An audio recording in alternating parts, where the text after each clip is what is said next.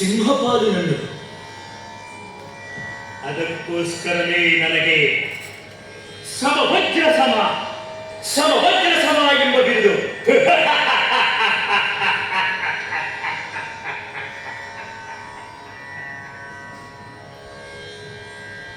ನನ್ನ ಜೀವಿತಾವಧಿಯಲ್ಲಿ ನಾನು ಸಂಹಾರ ಮಾಡಿದ ರಾಕ್ಷಸರ ಸಂಖ್ಯೆ ಅಗಣ್ಯ. ಜರಾಸಂಧ, ಕೀಚಕ, ಬಕ,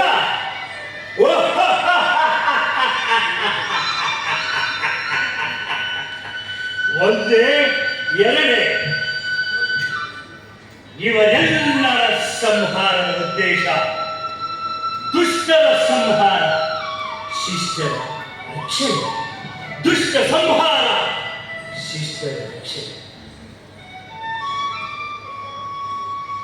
10,000 ಆನೆಯ ಬಲವುಳ್ಳ ನಾನು ನನ್ನ ಜನನವೇ ಒಂದು ವಿಶೇಷ ಪ್ರಸಂಗವಾದರೂ ಕೂಡ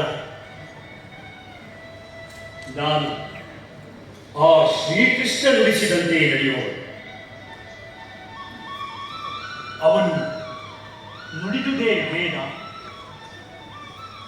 ಅವನು ಹೇಳಿದುದೇ ಉಪನಿಷತ್ತು.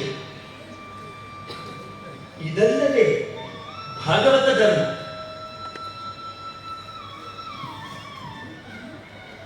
ಸೌಗಂಧಿಕಾ ಪುಷ್ಪದ ಸಂದರ್ಭದಲ್ಲಿ ಆ ಮಹಾತ್ಮ ಆಂಜನೇಯನ ದರ್ಶನ, ಅದು ನನ್ನದೇ ಅವತಾರವಾದರೂ ಕೂಡ ತಾಮಸರಿಗೆ ಮೋಹ ಉಂಟಾಗಲಿ ಎಂದು ಬೇರೆಯಾಗಿಯೇ ತೋರಿಸಿದೆ. ಜರಾಸಂಧ, ಕೀಚಕ, ಬಕ